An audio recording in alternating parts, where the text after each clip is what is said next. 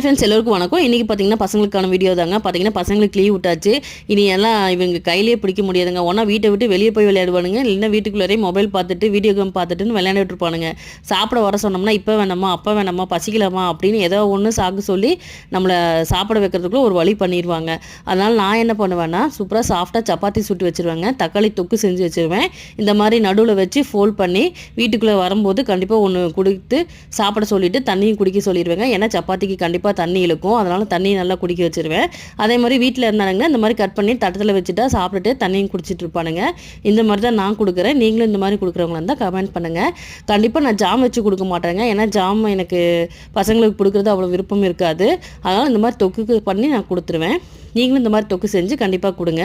இது உங்களுக்கு தொக்கு எப்படி செய்யணும்னு தெரியணும்னா என்னோட தனகோகி இப்போ நீங்கள் பார்த்துட்டு இருக்க யூடியூப் சேனலில் நான் போட்டிருக்கேன். நீங்களும் செஞ்சு பாருங்கள். லைக் பண்ணுங்கள், ஷேர் பண்ணுங்கள், மறக்காமல் சப்ஸ்கிரைப் பண்ணிக்கிங்க. தேங்க்யூ.